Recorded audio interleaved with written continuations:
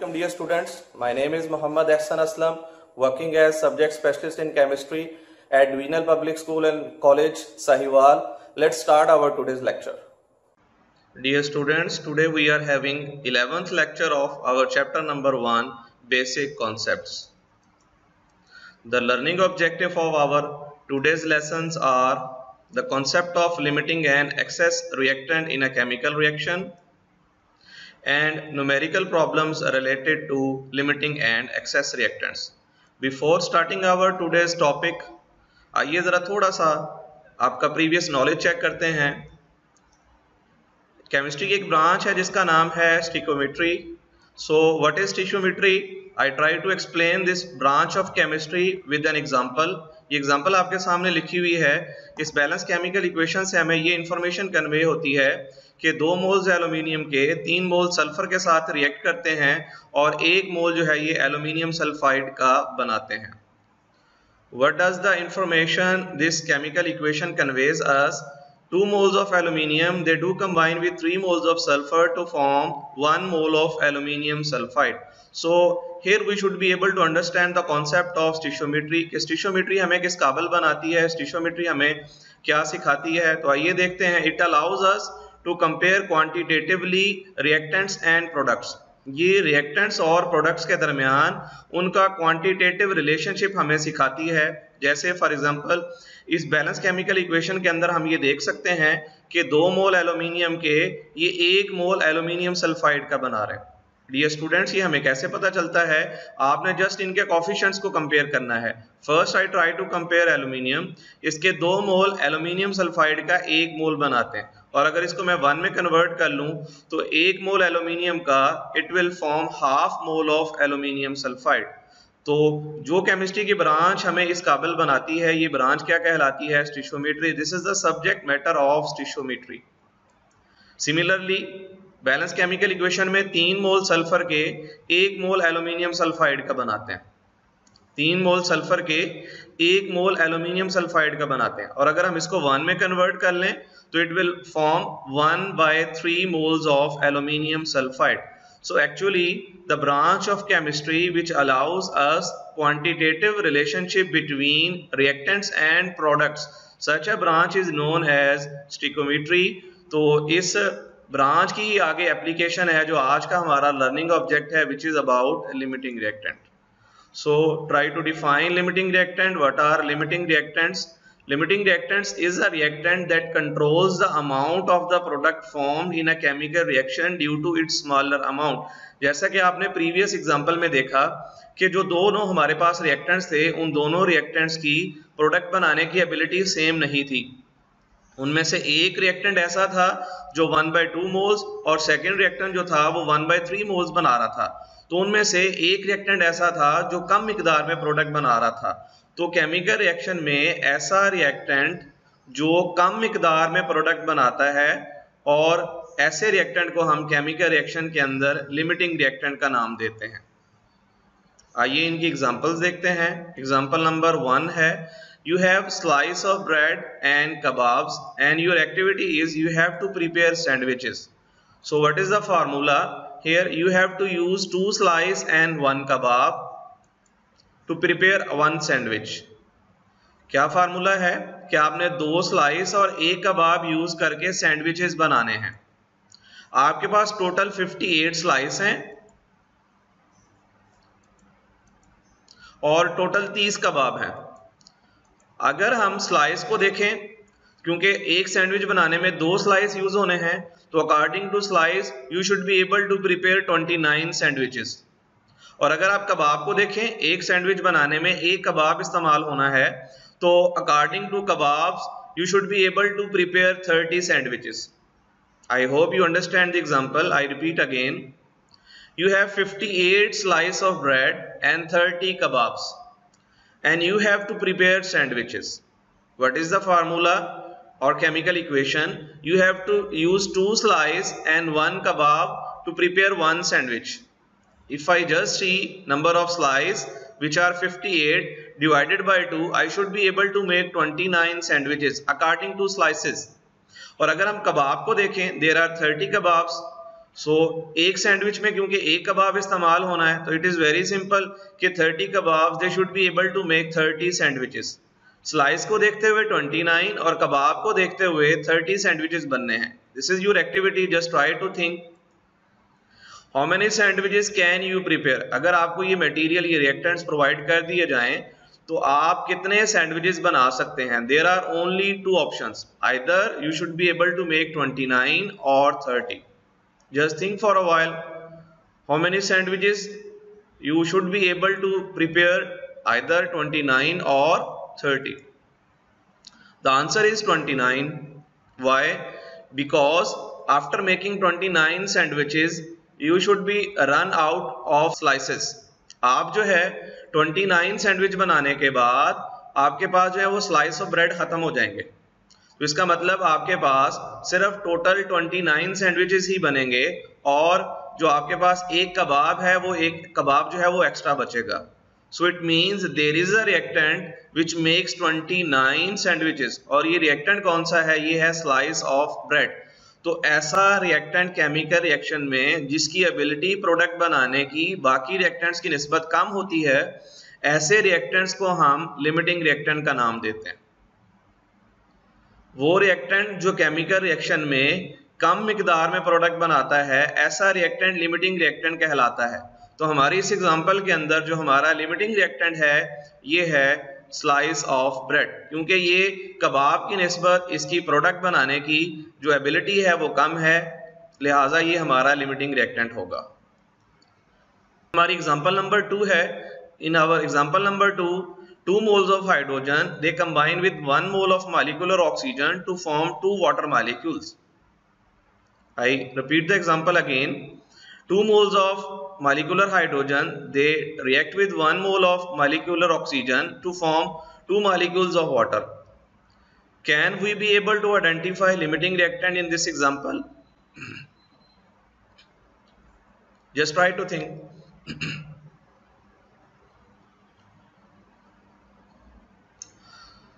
So for this kind of examples, there are few steps that you should remember, then it will be easy to understand the concept of limiting reactant in a chemical reaction. Step number 1 is calculate the number of moles from the given amount of reactant. आपको अगर chemical reaction के अंदर वो moles की बजाय reactants का data जो है वो मास में दे रहा है, तो आप सबसे पहले उसको मोल्स में कन्वर्ट करेंगे। Step number 2 is find out the number of moles of product with the help of balance chemical equation. Step number 2 में आपने हर एक रिएक्टेंट को बारी बारी प्रोडक्ट्स के साथ क्या करना है, कंपेयर करना है, और लास्ट स्टेप के अंदर आप वो रिएक्टेंट पहचान लेंगे जिसकी प्रोडक्ट बनाने की एबिलिटी जो है वो दूसरे से क्या होगी, कम होगी। तो जो कम मिकदार में प्रोडक्ट बनाएगा वो हमारा लिमिटिंग रिएक्टेंट होगा। आइए इसी एग्जांपल्स को हम जो है वो सॉल्व करते हैं कि किस तरह से आप इनको पहचान सकते हैं। ये देखिए जरा, बैलेंस केमिकल इक्वेशन हमें ये कन्वे करती है 2 moles of hydrogen they react with oxygen to form 2 moles of water. ये आपको बैलेंस केमिकल इक्वेशन आपकी स्टिशियोमेट्री जो है ये सिखाती है, और इससे आगे फिर 1 वर्सेस 1 आ जाएगा। 1 मोल हाइड्रोजन का 1 मोल वाटर प्रोड्यूस करेगा। सिमिलरली अब आप दूसरे रिएक्टेंट को कंपेयर कर लेंगे जो कि है ऑक्सीजन और वाटर का कंपैरिजन। बैलेंस केमिकल इक्वेशन से ये पता चलता है कि 1 मोल ऑक्सीजन का 2 मोल वाटर प्रोड्यूस करता है। तो यहाँ से हम देख सकते हैं कि जो हाइड्रोजन है इसका अगर आपके पास 1 मोल हो तो ये वाटर का 1 मोल प्रोड्यूस करेगा, जबकि जो दूसरा रिएक्टेंट था अगर इसका आपके पास 1 मोल हो तो इसकी प्रोडक्ट बनाने की एबिलिटी 2 मोल्स है। तो आप देख सकते हैं कि कौन सा ऐसा रिएक्टेंट है जिसकी प्रोडक्ट बनाने की एबिलिटी दूसरे से कम है।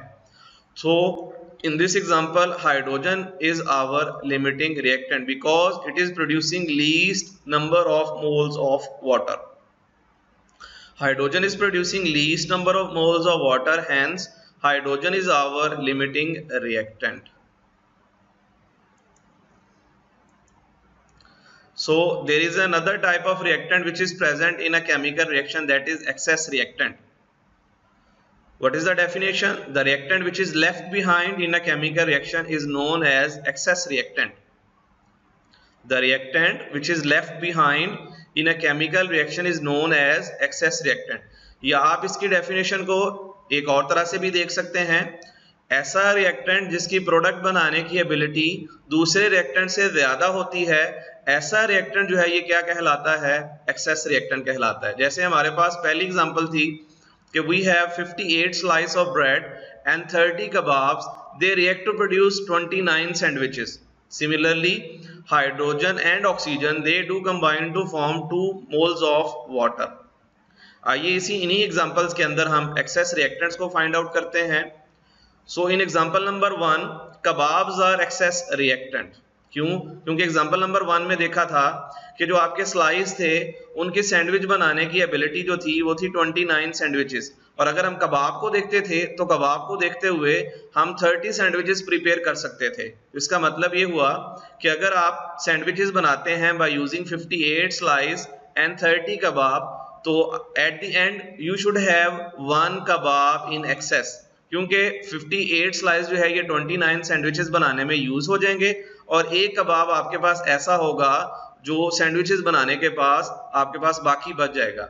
तो ऐसा रिएक्टेंट जो केमिकल रिएक्शन में कंप्लीट होने के बाद आपके पास एक्सेस में पड़ा रहता है, ऐसे रिएक्टेंट को हम एक्सेस रिएक्टेंट का नाम देते हैं। Similarly in our example number 2, oxygen was the excess reactant, क्योंकि हमने देखा कि हाइड्रोजन को जब हमने वाटर के साथ कंपेयर किया था तो हाइड्रोजन की 1 वर्सेस 1 की कैपेबिलिटी थी प्रोडक्ट बनाने की, लेकिन अगर हम ऑक्सीजन को देखते थे तो ऑक्सीजन जो है इसका 1 मोल वाटर के 2 मोल बनाने की एबिलिटी रखता है। तो ऐसा रिएक्टेंट जो केमिकल रिएक्शन में ज्यादा प्रोडक्ट बनाता है, बीइंग इन एक्सेस, ऐसा रिएक्टेंट जो है ये एक्सेस रिएक्टेंट कहलाता है। तो ये था डियर स्टूडेंट्स हमारा लिमिटिंग और एक्सेस रिएक्टेंट का कॉन्सेप्ट। तो आइए एक दफा दोबारा से लिमिटिंग और एक्सेस रिएक्टेंट को डिफाइन कर लेते हैं। केमिकल रिएक्शन में 2 ही तरह के रिएक्टेंट्स होते हैं, आइदर लिमिटिंग और एक्सेस रिएक्टेंट। लिमिटिंग रिएक्टेंट वो होता है जिसको जब हम प्रोडक्ट के साथ कंपेयर करते हैं तो पता चलता है कि ये ऐसा रिएक्टेंट है जिसकी प्रोडक्ट बनाने की एबिलिटी जो है ये बाकी रिएक्टेंट्स की निस्बत कम है। ऐसा रिएक्टेंट केमिकल रिएक्शन में लिमिटिंग रिएक्टेंट कहलाता है, और ऐसा रिएक्टेंट जिसकी प्रोडक्ट बनाने की एबिलिटी दूसरे रिएक्टेंट से ज्यादा होती है, ऐसे रिएक्टेंट्स को हम केमिकल रिएक्शन में एक्सेस रिएक्टेंट्स का नाम देते हैं। So this was the concept related to limiting and excess reactants. तो डियर स्टूडेंट्स, आइए अब हम देखते हैं कि हम किस तरह से लिमिटिंग रिएक्टेंट के कॉन्सेप्ट को जो है वो न्यूमेरिकल प्रॉब्लम सॉल्विंग टेक्निक के अंदर इस्तेमाल कर सकते हैं। आपकी सबसे पहली एग्जांपल है ammonia gas can be prepared by heating together 2 solids ammonium chloride and calcium hydroxide. If a mixture of 100 gram of each solid is heated, then calculate the number of grams of ammonia produced and B, calculate the excess amount of reagent left unreacted. Example को एक दफा दोबारा से देख लें। Ammonia gas can be prepared by heating together 2 solids ammonium chloride and calcium hydroxide. If a mixture containing 100 gram of each solid, then calculate the number of grams of ammonia produced and calculate the excess amount of reagent left unreacted.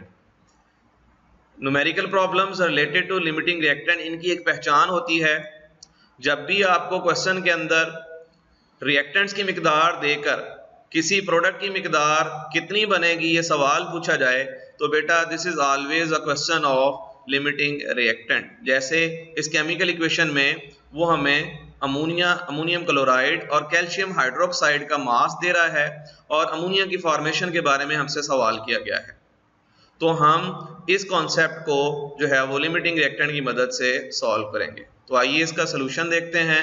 इसका step number 1 ये होगा, सबसे पहले आपको जो reactants ग्राम में दिए गए हैं आपने सबसे पहले इनको नंबर ऑफ मोल्स में कन्वर्ट करना है। इसके लिए we have to use mole mass calculation.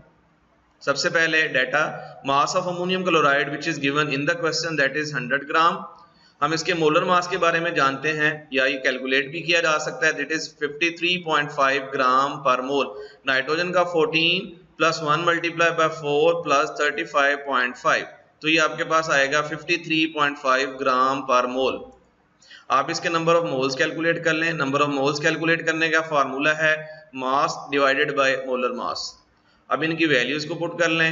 मास की वैल्यू आपके पास है 100 और मोलर मास की वैल्यू है 53.5, तो आंसर आता है 1.87 मोल्स। तो it means 100 gram of ammonium chloride is equal to 1.87 moles of ammonium chloride. Similarly यही वाला जो प्रोसेस है ये हम सेकेंड रिएक्टेंट के साथ रिपीट करेंगे। उसका मास भी जो क्वेश्चन में दिया हुआ है that is 100 gram. Molar mass of calcium hydroxide which can be calculated 74 gram. Calcium का 40, ऑक्सीजन का 16 मल्टीप्लाई बाय 2 और हाइड्रोजन का 1 मल्टीप्लाई बाय 2। जब आप इसको ऐड करेंगे तो आंसर ये 74 ग्राम पर मोल। फार्मूला लगाएं, मास अपॉन मोलर मास। मास की वैल्यू है 100 ग्राम और मोलर मास की वैल्यू है 74। So answer is 1.35 moles. So it means that if you have 100 gram of each reactant you will have 1.87 mole of ammonium chloride and 1.35 mole of calcium hydroxide. This is step number 1. अगर आप steps को याद रखेंगे तो इस तरह के numerical problems को सॉल्व करना हमारे लिए रिलेटिवली आसान होगा। ये पहला स्टेप था। जब भी केमिकल रिएक्शन के अंदर आपको मास दिया जाए आपने उसको फौरन नंबर ऑफ मोल्स में कन्वर्ट करना है। Step number 2 is compare the number of moles of ammonium chloride with those of ammonia. अब हमने वन बाय वन अपने एक एक रिएक्टेंट को प्रोडक्ट के साथ क्या करना है, कंपेयर करना है। सो बैलेंस केमिकल इक्वेशन से ये पता चलता है 2 moles of ammonium chloride they form 2 moles of ammonia. So इनका 1 वर्सेस 1 का रिलेशनशिप है और क्वेश्चन के अंदर हमें इसके 1.87 मोल्स दिए हुए हैं, तो इसका मतलब they will form 1.87 moles of ammonia. Similarly अब हम अपने सेकेंड रिएक्टेंट को कंपेयर करेंगे प्रोडक्ट के साथ। बैलेंस केमिकल इक्वेशन से ये पता चलता है कि अगर कैल्शियम हाइड्रोक्साइड का 1 मोल हो तो ये 2 मोल अमोनिया प्रोड्यूस करता है। हमारे पास इसके 1.35 मोल्स हैं तो इसकी अमोनिया प्रोड्यूस करने की एबिलिटी जो है ये 2.70 होगी। तो हम देख सकते हैं कि एक रिएक्टेंट 1.87 मोल्स प्रोड्यूस करेगा और दूसरा रिएक्टेंट 2.70 मोल्स प्रोडक्ट के प्रोड्यूस करेगा। तो क्लियरली एक रिएक्टेंट ऐसा है जो प्रोडक्ट के कम नंबर ऑफ मोल्स बना रहा है। तो ऐसा रिएक्टेंट जो कम नंबर ऑफ मोल्स बनाएगा प्रोडक्ट का, ऐसे रिएक्टेंट को हम लिमिटिंग रिएक्टेंट कहते हैं। तो सबसे पहले आपने ऐसे क्वेश्चंस के अंदर लिमिटिंग रिएक्टेंट को पहचानना होता है। क्यों? क्योंकि डेफिनेशन में बताया था कि जो लिमिटिंग रिएक्टेंट होता है ये अमाउंट ऑफ प्रोडक्ट को कंट्रोल करता है। जितनी प्रोडक्ट आपकी केमिकल रिएक्शन में बनेगी वो उतनी ही होगी जितना आपका लिमिटिंग रिएक्टेंट बनाएगा। तो इसका मतलब देयर आर 2 पॉसिबिलिटीज। आपके पास अमोनिया के 1.87 मोल्स बन सकते हैं या आपके पास अमोनिया के 2.70 मोल्स बन सकते हैं, क्योंकि after making 1.87 moles ammonium chloride will be used up, ये खत्म हो जाएगा। तो इसका मतलब ये अकेला रिएक्टेंट जिसकी कैपेसिटी ज्यादा रिएक्टेंट बनाने की है ये अकेला जो है ये प्रोडक्ट नहीं बना सकता। तो इसका मतलब आपके पास अमोनिया के 1.87 मोल्स ही बनने हैं। So here you go, since the number of moles of ammonia produced by 100 gram or 1.87 moles of ammonium chloride are less, so ammonium chloride is our limiting reactant. Hence the mass of ammonia produced, इसके 1.87 moles हैं, इसको अगर आप इसके molar mass से multiply कर दें तो आपके पास जितनी अमोनिया बनेंगी आपके पास आंसर आ जाएगा किसके अंदर, ग्राम के अंदर। तो ये हमेशा आपने जो क्वेश्चन का आंसर है ये ग्राम में करना है। अब इसका बी पार्ट है amount of reagent present in access. अभी हमने प्रीवियस स्लाइड में देखा कि ये जो अमोनियम क्लोराइड है इसकी प्रोडक्ट बनाने की एबिलिटी कम है, तो ये हमारे पास इस क्वेश्चन में लिमिटिंग रिएक्टेंट है। तो इसी तरह से ये जो कैल्शियम हाइड्रोक्साइड है इसकी प्रोडक्ट बनाने की एबिलिटी ज्यादा है, तो ये हमारे पास एक्सेस रिएक्टेंट है। तो अब इस क्वेश्चन का जो बी पार्ट है वो ये है कि अगर ये एक्सेस रिएक्टेंट है तो इसकी कितनी मिकदार ऐसी है जो एक्सेस हमारे पास केमिकल रिएक्शन में पड़ी हुई है। तो आइए अब हम आपको एक्सेस रिएक्टेंट जो है ये कैलकुलेट करना सिखाते हैं। क्योंकि ये एक्सेस रिएक्टेंट है तो ऐसे प्रॉब्लम को सॉल्व करने के लिए हमें जो है वो दोनों को रिएक्टेंट्स को आपस में कंपेयर करना है। Let us calculate the number of moles of calcium hydroxide which will completely react with 1.87 moles of ammonium chloride with the help of equation. For this purpose compare ammonium chloride and calcium hydroxide. तो अब इस मकसद के लिए आपने दोनों reactants का आपस में कंपैरिजन करना है। कंपैरिजन के लिए एक बात आपने ज़हन में रखनी है कि कंपेयर करते वक्त जो पहले अमोनियम क्लोराइड है ये हमेशा लिमिटिंग रिएक्टेंट होगा कंपैरिजन में जो लिमिटिंग रिएक्टेंट है इसको आपने हमेशा पहले लिखना है। और ये बैलेंस केमिकल इक्वेशन हमें कन्वे करती है कि 2 मोल अमोनियम क्लोराइड के 1 मोल कैल्शियम हाइड्रोक्साइड के साथ रिएक्ट करते हैं, और अगर इसका 1 मोल हो तो ये 1/2 मोल्स ऑफ कैल्शियम हाइड्रोक्साइड के साथ रिएक्ट करेगा। लेकिन बैलेंस केमिकल इक्वेशन में हमारे पास इसके 1.87 मोल्स हैं, तो 1.87 मोल्स डिवाइडेड बाय 2, तो it will come 0.935 moles of calcium hydroxide. ऐसा कंपैरिजन करने से हमने ये कैलकुलेट कर लिया कि हमारे पास जितने भी कैल्शियम हाइड्रोक्साइड के मोल्स थे उसमें से अमोनियम क्लोराइड के 1.87 मोल्स के साथ रिएक्ट करने के लिए हमें सिर्फ इसके 0.935 मोल्स चाहिए। तो इसके हमारे पास टोटल नंबर ऑफ मोल्स थे, hence the number of moles of calcium hydroxide which completely reacts with 1.87 moles of ammonium chloride is 0.935 moles।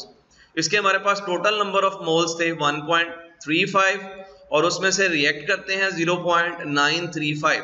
ये हमारे पास टोटल थे और ये वो मिकदार है जो केमिकल रिएक्शन में इसकी रिएक्ट करती है। तो टोटल में से जितना रिएक्ट करता है इसको सब्ट्रैक्ट करके हम जो है वो एक्सेस रिएक्टेंट की मिकदार इन नंबर ऑफ मोल्स फाइंड कर सकते हैं। So number of moles of calcium hydroxide left behind, that is 1.35 minus 0.935, that is equal to 0.415 moles। ये आंसर आपके पास नंबर ऑफ मोल्स में आया। इसी को आपने अगर इसके मास में कन्वर्ट करना है तो mass of calcium hydroxide left unreacted और in excess is equal to इसी के नंबर ऑफ मोल्स को इसके मोलर मास से आप मल्टीप्लाई कर देंगे तो आपके पास ये वाली जो वैल्यू आएगी ये इस रिएक्टेंट की वो मिकदार होगी जो केमिकल रिएक्शन में एक्सेस में पड़ी हुई है। सो 0.415 multiply by 74 that is equal to 30.71 grams. ये था आपके पास लिमिटिंग रिएक्टेंट और एक्सेस रिएक्टेंट के कंपैरिजन से केमिकल रिएक्शन में एक्सेस रिएक्टेंट की मिकदार फाइंड करना। I hope you understand the concept of limiting and excess reactant. आइए इसी तरह की एक और एग्जाम्पल जो है वो क्वेश्चन की सूरत में हम डिस्कस करते हैं। सबसे पहले आपने फोकस करना है क्वेश्चन की स्टेटमेंट के ऊपर। Calculate the number of grams of aluminium sulphide which can be prepared by the reaction of 20 gram of aluminium and 30 gram of sulfur. How much the non-limiting reactant is in excess? तो dear students, जैसे मैंने आपको पहले बताया था कि ऐसे questions जिनमें लिमिटिंग रिएक्टेंट का कॉन्सेप्ट इन्वॉल्व होता है उनका हमें कैसे पता चलता है। अगर वो आपको क्वेश्चन के अंदर रिएक्टेंट्स की मिकदार दे रहा हो और प्रोडक्ट के बारे में आपसे सवाल करे तो ये लाजम आपका जो क्वेश्चन है ये लिमिटिंग रिएक्टेंट से रिलेटेड है। तो आपने स्टेप्स को याद रखना है। ऐसे न्यूमेरिकल प्रॉब्लम्स को हम स्टेप बाय स्टेप क्या कर सकते हैं, बड़ी आसानी से सॉल्व कर सकते हैं। तो आइए इसका सोल्यूशन देखते हैं। सोल्यूशन में सबसे पहले जो आपके पास डाटा के अंदर चीज़ें गिवन है आप उनको लिखेंगे। जैसे क्वेश्चन के अंदर मास ऑफ एल्यूमिनियम है 20 gram, mass of sulphur is 30 gram and mass of aluminium sulphide produced, ये आपसे पूछा गया है। तो रिएक्टेंट्स का मास देकर आपसे प्रोडक्ट का मास वो पूछ रहा है। तो this is obviously a concept involving limiting reactant. इसको आपने कैसे सॉल्व करना है, आइए इसके स्टेप्स देखते हैं। इसका स्टेप नंबर 1 था कि आपने सबसे पहले डाटे के अंदर जो डाटा आपको मास में दिया गया है आपने उसको नंबर ऑफ मोल्स में कन्वर्ट करना है। सो सबसे पहले आप लिखिए molar mass of aluminium that is 27 ग्राम पर मोल और इसके नंबर ऑफ मोल्स फाइंड कर लें। नंबर ऑफ मोल्स फाइंड करने का फार्मूला था मास अपॉन मोलर मास। इसका मास आपको क्वेश्चन में दिया हुआ है 20 और मोलर मास आप जानते हैं 27। सो 20 divided by 27 that is equal to 0.74 moles. So it means that 20 gram of aluminium they are equal to 0.74 moles of aluminium. इसकी बैलेंस केमिकल इक्वेशन है 2 moles of aluminium they do react with 3 moles of sulfur to form aluminium sulfide 1 mole। अब mass of sulfur that is equal to 30 gram, molar mass of sulfur is equal to 32 gram। अब इसके number of moles calculate करेंगे। number of moles के लिए mass divided by molar mass 30 divided by 32, so the answer is 0.91 moles। इसका मतलब ये जो 30 ग्राम आपके पास सल्फर के हैं अगर हम इसको मोल्स में कन्वर्ट कर लें तो इसके नंबर ऑफ मोल्स बनते हैं 0.91 मोल्स। ये था स्टेप नंबर 1। स्टेप नंबर 1 में हमने मास को मोल्स में कन्वर्ट कर लिया। स्टेप नंबर 2, तो आपका स्टेप नंबर 2 है। इस स्टेप नंबर 2 में आपने 1 बाय 1 अपने रिएक्टेंट्स को प्रोडक्ट के साथ क्या करना है, कंपेयर करना है। क्योंकि ये जो आपकी ब्रांच है स्टिकोमेट्री, ये हमें रिएक्टेंट और प्रोडक्ट के दरमियान मोल टू मोल कंपेयर करना सिखाती है। तो इस वजह से हमने सबसे पहले मास को मोल्स में कन्वर्ट कर लिया। तो बैलेंस केमिकल इक्वेशन से पता चलता है कि इसके 2 मोल जो हैं इसके 1 मोल प्रोड्यूस करते हैं, और अगर इसका 1 मोल हो तो ये प्रोडक्ट का हाफ मोल जो है ये प्रोड्यूस करेंगे, और इसके हमारे पास थे 0.74, तो 0.74 मोल्स की प्रोडक्ट बनाने की एबिलिटी जो है ये 0.37 है। 1/2 multiply by 0.74, so it comes out 0.37 moles. Similarly अब आप सल्फर को कंपेयर करेंगे। बैलेंस केमिकल इक्वेशन से ये पता चलता है कि सल्फर के जो 3 मोल्स हैं ये 1 मोल एल्यूमिनियम सल्फाइड का प्रोड्यूस करते हैं, और अगर इसके 1 मोल के लिए हम वैल्यू निकाल लें तो इट कम्स आउट 1/3, और इसके हमारे पास 0.91 मोल्स हैं। तो 0.91 multiply by 1 divided by 3 is equal to 0.31 moles. तो सल्फर की प्रोडक्ट बनाने की एबिलिटी 0.31 मोल्स है, और एल्यूमिनियम की प्रोडक्ट बनाने की एबिलिटी जो है वो 0.37 मोल्स है। तो हम ये देख सकते हैं कि एल्यूमिनियम की प्रोडक्ट बनाने की एबिलिटी सल्फर की प्रोडक्ट बनाने की एबिलिटी से ज़्यादा है। तो इसका मतलब इस एग्जांपल के अंदर जो हमारा लिमिटिंग रिएक्टेंट है, जो कम मिकदार के अंदर आपकी प्रोडक्ट बना रहा है, वो है sulphur. So number of moles of aluminium sulphide produced by 30 gram of sulfur is 0.31 moles which are less, जो कि एल्यूमिनियम से कम है। सो इसका मतलब ये हुआ कि sulphur is our limiting reactant. Step number 4, जितने number of moles limiting reactant product के बनाता है उतने ही नंबर ऑफ मोल्स हमें केमिकल रिएक्शन में उस प्रोडक्ट के मिलते हैं। तो स्टेप नंबर 4 में number of moles of aluminium sulphide produced that is equal to 0.31। आपने यहाँ पे याद रखना है कि जितने number of moles limiting reactant ने बनाए थे 0.31, उतने ही असल में प्रोडक्ट के आपके पास बनने हैं। तो आपके पास प्रोडक्ट के नंबर ऑफ मोल्स आ गए। अब आपने इस नंबर ऑफ मोल्स को आगे कन्वर्ट करना है मास के अंदर। तो ये स्टेप नंबर 4 है आपका मोल मास कैलकुलेशन। मोल्स को मास में कन्वर्ट करने के लिए सबसे पहले आप इसका मोलर मास कैलकुलेट कर लें। एल्यूमिनियम के 2 एटम्स हैं, एक का मास है 27 मल्टीप्लाई बाय 2, सल्फर के एक एटम का मास है 32 multiply by 3, 54 plus 96 is equal to 150 gram पर मोल। अब मास कैलकुलेट करने का फार्मूला लगाते हैं। Mass of aluminium sulphide that is equal to mole multiply by molar mass. Mole है आपके पास 0.31, मोलर मास है आपके पास 150, so multiply 0.31 by 150, so the answer is 46.8 gram of aluminium sulfide. So it means if you react 20 gram of aluminium and 30 gram of sulfur, you should get 46.8 gram of the product aluminium sulfide. तो वैसे तो ये 20 plus 30 आपके पास यहाँ पे 50 ग्राम आना चाहिए था, लेकिन आपके पास आंसर में 46.8 आता है। इसका मतलब ये होगा कि वो जो बाकी का 50 में से 46.8 का डिफरेंस आएगा वो कोई ऐसी चीज है जो आपके पास केमिकल रिएक्शन में एक्सेस में पड़ी हुई है। तो इस क्वेश्चन का हमारा जो बी पार्ट था वो यही था कि अगर कोई रिएक्टेंट आपका एक्सेस में है तो आपने वो भी बताना है कि इस केमिकल रिएक्शन में हमारा एक्सेस रिएक्टेंट कितना है। तो आइए अब हम आपको एक्सेस रिएक्टेंट कैलकुलेट करना सिखाते हैं।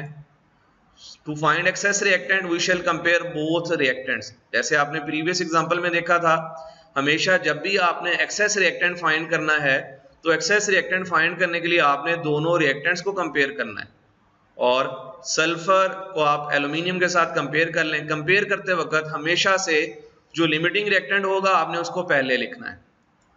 अब बैलेंस केमिकल इक्वेशन से इनके नंबर ऑफ मोल्स कंपेयर कर लें। बैलेंस केमिकल इक्वेशन में 3 मोल सल्फर को कंप्लीटली रिएक्ट करने के लिए 2 मोल्स एल्यूमिनियम के चाहिए, और अगर आप 1 के लिए कैलकुलेट कर लें तो इट इज 2/3। हमारे पास सल्फर के 0.91 मोल्स थे, तो हम इसको 0.91 मोल्स के लिए कैलकुलेट कर लेते हैं और आंसर आता है 0.62 मोल्स। तो इसका मतलब ये हुआ कि सल्फर को 0.91 मोल्स को कंप्लीटली रिएक्ट करने के लिए एल्यूमिनियम के 0.62 मोल्स चाहिए। जबकि हमारे पास टोटल मोल्स जो एल्यूमिनियम के थे वो 0.74 थे। सो it means out of 0.74 moles of aluminium 0.62 moles of aluminium reacts completely with 0.91 moles of sulfur. Hence, you can calculate the excess by subtracting 0.74 minus 0.62. So the answer is 0.12 moles. तो again dear students, ये जो आपके पास answer आया है ये number of moles में है। मैं इसी स्टेप को जरा दोबारा रिवाइज कर देता हूं कि हमने ये देखा कि हमारे पास सल्फर के टोटल 0.91 मोल्स हैं और कंपैरिजन से ये पता चला कि एल्यूमिनियम के 0.62 मोल्स चाहिए कंप्लीटली 0.91 मोल्स के साथ रिएक्ट करने के लिए। So total moles of aluminium is equal to 0.74, number of moles that reacts with sulphur are 0.62।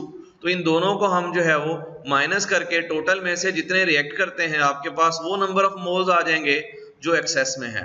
So excess number of moles are equal to 0.12। Again ये आपके पास नंबर ऑफ मोल्स हैं। Last step के अंदर आपने इस नंबर ऑफ मोल्स को मास में क्या करना है, कन्वर्ट करना है। उसके लिए मोल मल्टीप्लाई बाय मोलर मास, तो ये मोल एल्यूमिनियम के हैं 0.12 और उसी का molar mass which comes out to be 27। तो 0.12 multiply by 27, answer is 3.125 gram. तो इसका मतलब ये हुआ कि इस केमिकल रिएक्शन में out of 20 gram of aluminium 3.125 gram are in excess, और ये केमिकल रिएक्शन के एंड के ऊपर इतने ग्राम जो है ये वैसे ही एक्सेस में पड़ा रहेगा जो रिएक्ट नहीं करेगा। I hope you understand the concept of excess reactant and how to calculate the number of moles and mass of product form during a chemical reactions. आइए इसी तरह का एक और क्वेश्चन देखते हैं। A mixture of two liquids hydrazine and N2O4 are used in rockets. They produce nitrogen and water vapors. How many grams of nitrogen gas will be formed by reacting 100 gram of N2H4 and 200 gram of N2O4? Statement को देख लें dear students. इसमें दो reactants N2H4 और N2O4 they react together to form nitrogen and water vapors. तो वो हमें question के अंदर रिएक्टेंट्स का मास देकर प्रोडक्ट का मास कितना बनेगा ये पूछ रहा है। जैसे मैंने आपको पहले क्लू दिया था कि ऐसे तमाम क्वेश्चन जिनके अंदर वो हमें रिएक्टेंट का मास दे और प्रोडक्ट का मास पूछ ले, ऐसे न्यूमेरिकल प्रॉब्लम्स हमेशा लिमिटिंग रिएक्टेंट के कॉन्सेप्ट से सॉल्व होने हैं। तो आपने स्टेप्स याद रखना है और ऐसे न्यूमेरिकल प्रॉब्लम्स को स्टेप बाय स्टेप आपने सॉल्व करना है। सबसे पहले सोल्यूशन में आपने इनका डाटा लिखना है और डाटे से पहले आप इसकी केमिकल इक्वेशन को देख लें। 2 moles of N2H4 they react with 1 mole of N2O4 to form 3 moles of nitrogen and 4 moles of water. Chemical equation को देख लें दोबारा से। केमिकल इक्वेशन को समझना ये निहायत इंपॉर्टेंट है। 2 moles of N2H4 they react with 1 mole of N2O4 to form 3 moles of nitrogen and 4 moles of water। क्योंकि इसी केमिकल इक्वेशन के अंदर जो इनके मोल्स की आपस में रेशो है, इसी कॉन्सेप्ट को आगे यूज करते हुए हम इस तरह के प्रॉब्लम्स को सॉल्व करते हैं। तो balance chemical equation in questions का एक निहायत इंपॉर्टेंट जो है ये डाटा है जो क्वेश्चन के अंदर मोस्टली हमें दिया जाता है। तो सोल्यूशन में सबसे पहले जो चीजें गिवन है वो है mass of N2H4 that is equal to 100 gram, mass of N2O4 that is 200 gram, और नाइट्रोजन कितनी बनेगी हमने कैलकुलेट करना है। तो स्टेप नंबर 1, सबसे पहले हम इन रिएक्टेंट्स के मासेस को इनके नंबर ऑफ मोल्स में कन्वर्ट करेंगे। Molar mass of N2H4 2 multiply by 14 plus 1 multiply by 4। क्योंकि नाइट्रोजन के हमारे पास दो एटम्स हैं, एक का मास 14 होता है, दो का कैलकुलेट करने के लिए आप मल्टीप्लाई कर लेंगे बाय 2। सिमिलरली 1 मल्टीप्लाई बाय 4, क्योंकि यहाँ पे हाइड्रोजन के हमारे पास 4 एटम्स हैं। तो 28 plus 4 that is equal to 32 gram पर मोल। तो ये आपके पास इस रिएक्टेंट का मोलर मास आ गया। मास क्वेश्चन में दिया हुआ है, मोलर मास आपने खुद से कैलकुलेट कर लिया। अब हम इसका मोल्स वाला फार्मूला लगाएंगे। Moles they are equal to mass upon molar mass. Mass की वैल्यू है 100 ग्राम और इसके मोलर मास की वैल्यू है 32। So the answer is 3.125 moles. It means 100 gram of this reactant is equal to 3.125 moles। अब इसी तरह से दूसरे रिएक्टेंट का मास है हमारे पास N2O4 का 200 ग्राम्स और इसी का हम सबसे पहले मोलर मास कैलकुलेट कर लेंगे। 2 मल्टीप्लाई बाय 14 नाइट्रोजन के 2 एटम्स थे। सिमिलरली 16 मल्टीप्लाई बाय 4 क्योंकि ऑक्सीजन के हमारे पास 4 एटम्स थे। सो 28 plus 64 that is equal to 92 gram पर मोल।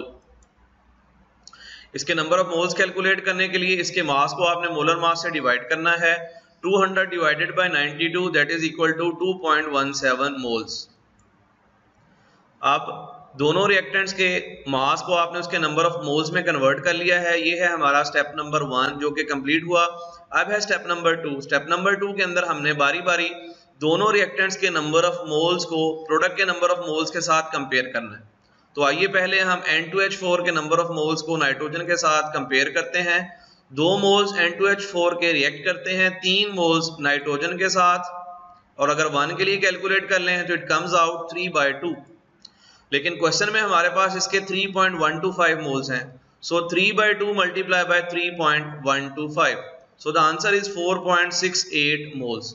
इसका मतलब ये हुआ डियर स्टूडेंट्स कि अगर आपके पास इस रिएक्टेंट के 3.125 मोल्स हों तो इसकी नाइट्रोजन बनाने की एबिलिटी 4.68 मोल्स हैं।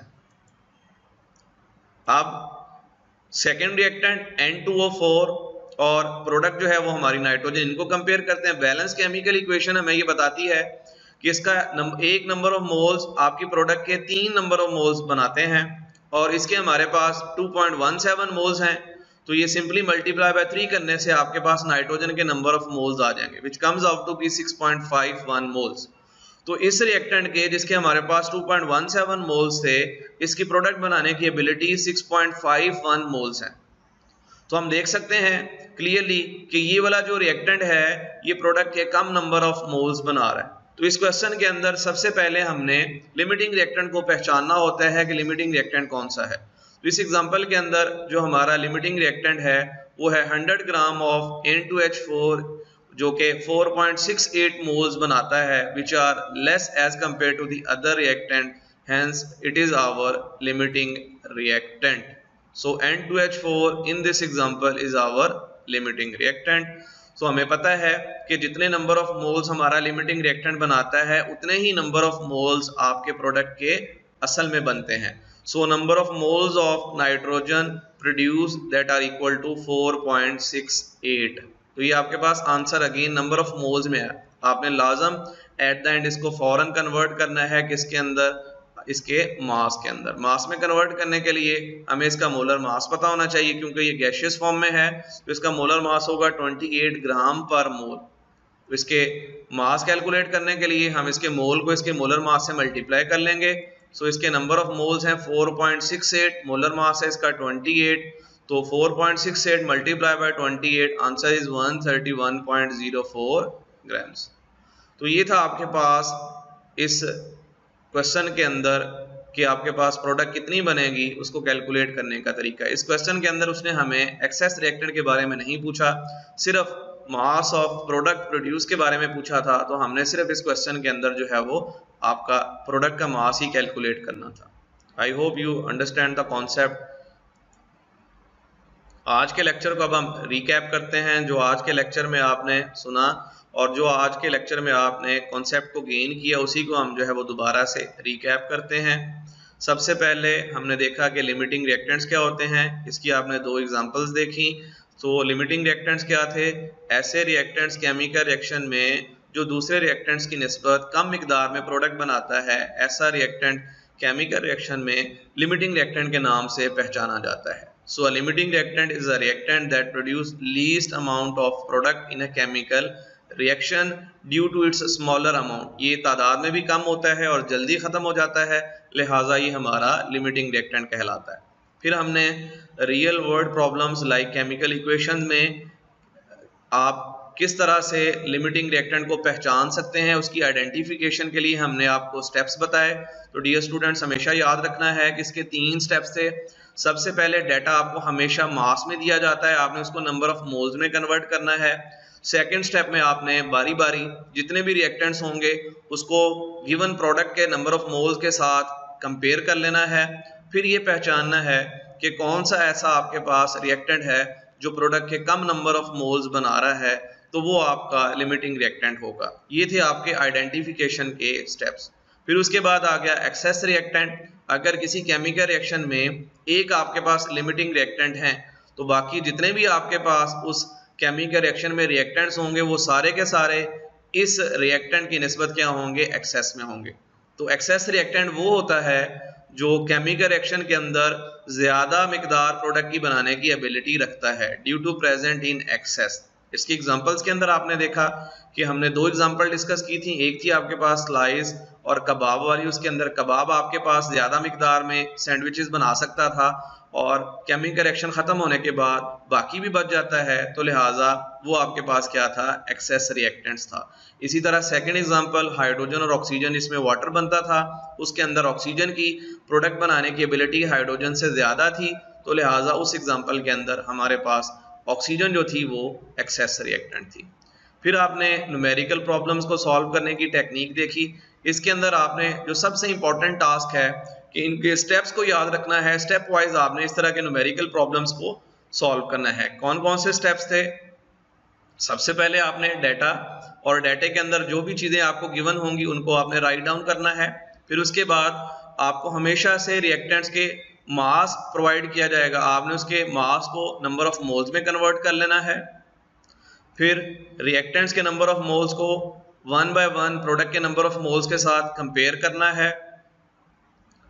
Then you have to identify कि कौन सा ऐसा रिएक्टेंट है जो कम मिकदार में प्रोडक्ट बना रहा है, वो आपका लिमिटिंग रिएक्टेंट होगा। फिर जितने number of moles limiting reactant बनाएगा वही आपके टोटल नंबर ऑफ मोल्स होंगे उस प्रोडक्ट के, और फिर इसी number of moles of product को आप इसके मास में कन्वर्ट कर देंगे। तो ये टोटल आपके पास 5 स्टेप्स बनते हैं। अगर ये स्टेप्स आपको याद हैं और इसी तरह से आप स्टेप वाइज इस तरह के न्यूमेरिकल प्रॉब्लम्स को सॉल्व करते हैं तो ये टास्क आपके लिए रिलेटिवली क्या होगा, इजी होगा। तो ये था आज के हमारे लेसन का रिकैप।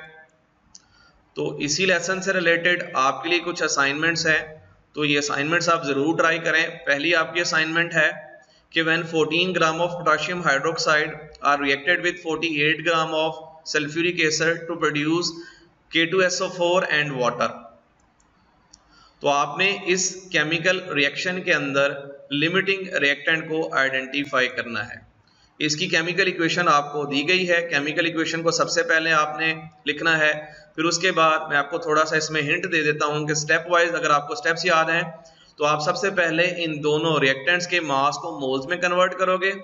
फिर केमिकल इक्वेशन में बारी बारी आप इस जो रिएक्टेंट है इसको इसके साथ क्या करोगे, कंपेयर करोगे और देखोगे कि कौन सा ऐसा रिएक्टेंट है जिसकी प्रोडक्ट बनाने की एबिलिटी जो है वो क्या है, कम है। तो इसमें आपके पास राइट हैंड साइड पे 2 प्रोडक्ट्स दी गई हैं। तो इसमें मैं आपको एक हिंट देता जाता हूं डियर स्टूडेंट्स कि इसमें राइट हैंड साइड पे आपके पास 2 प्रोडक्ट्स हैं। तो आपने ये काम करना है कि इसमें जो आपके रिएक्टेंट्स हैं इनको आपने सिर्फ K2SO4 पोटेशियम सल्फेट के साथ कंपेयर करना है, वाटर के साथ नहीं कंपेयर करना। तो आपने बारी बारी number of moles of each reactant इनको कंपेयर करना है सिर्फ इस प्रोडक्ट के साथ। दोनों प्रोडक्ट के साथ at the same time compare नहीं किया जा सकता है। ये पॉसिबल है कि अगर आप इसको इसके साथ कंपेयर करें तो ये लिमिटिंग रिएक्टेंट बनता हो, लेकिन अगर आप इसको इसके साथ कंपेयर करें तो लिमिटिंग रिएक्टेंट आपका ये वाला रिएक्टेंट हो। इसलिए हमेशा जिस रिएक्टेंट के साथ आपने प्रोडक्ट को कंपेयर करना है वो प्रोडक्ट के बारे में आपको क्वेश्चन के अंदर बताया जाएगा। तो यहाँ पे मैं आपको बता रहा हूँ कि आपने इन दोनों रिएक्टेंट्स को इस K2SO4 के साथ क्या करना है, कंपेयर करना है और पहचानना है कि आपके पास लिमिटिंग रिएक्टेंट कौन सा है। तो इसको आप जरूर कोशिश करें सॉल्व करने की। आपकी सेकंड असाइनमेंट है, इसी तरह का न्यूमेरिकल प्रॉब्लम है। Silicon carbide is an important ceramic material. It is produced by allowing sand to react with carbon at high temperature. ये है आपके पास इस स्टेटमेंट की केमिकल इक्वेशन। तो ये आपके पास है sand reacts with carbon to form silicon carbide and carbon monoxide. When 100 kg of sand is reacted with excess of carbon, how much mass of silicon carbide is produced? Again, you have 100 kg of sand that reacts with excess of carbon. How much mass of silicon carbide is produced? तो जैसे मैंने आपको बताया था कि आपने सबसे पहले ये देखना है कि वो आपका रिएक्टेंट का मास आपको दे रहा है और प्रोडक्ट का मास आपसे पूछ रहा है। तो इसका मतलब ये कॉन्सेप्ट आपका लिमिटिंग रिएक्टेंट का कॉन्सेप्ट है। लेकिन इस क्वेश्चन के अंदर जो एक रिएक्टेंट है वो खुद से बता रहा है ये एक्सेस में है, एक्सेस ऑफ कार्बन। तो इसका मतलब ये अंडरस्टूड है कि आपके पास जो लिमिटिंग रिएक्टेंट है वो सैंड है, SiO2। तो आप क्या करेंगे डियर स्टूडेंट्स कि सैंड को आप क्या कर लेंगे, सिलिकॉन कार्बाइड के साथ कंपेयर कर लेंगे। तो उसके लिए स्टेप्स को याद रखना है कि आपने सबसे पहले इसके मास को मोल्स में कन्वर्ट करना है। इसका मास जो है वो आपको किलोग्राम में दिया गया है, आप इसको सबसे पहले ग्राम्स में कन्वर्ट कर लेंगे, फिर इसका मोलर मास निकालेंगे और उस मोलर मास के साथ इसको डिवाइड करके इसके नंबर ऑफ मोल्स में कन्वर्ट कर लेंगे। फिर मोल्स टू मोल्स आप इसका कंपैरिजन कर लेंगे और आपको पता चल जाएगा इस सिलिकॉन कार्बाइड के कितने नंबर ऑफ मोल्स बनते हैं। तो फिर एट द एंड आप उस नंबर ऑफ मोल्स को कन्वर्ट कर लेंगे किसके अंदर, इसके मास के अंदर। तो इस तरह से आप इन स्टेप्स को याद रखते हुए इस तरह के न्यूमेरिकल प्रॉब्लम्स को सॉल्व कर सकते हैं। तो ये था डियर स्टूडेंट आज का हमारा लेसन। आई होप कि आपको कॉन्सेप्ट जो है वो समझ आया होगा। तो आपने कोशिश करनी है जो असाइनमेंट्स आपको दी गई हैं इनको लाजम आपने सॉल्व करना है। अपना ख्याल रखें। अल्लाह हाफिज़।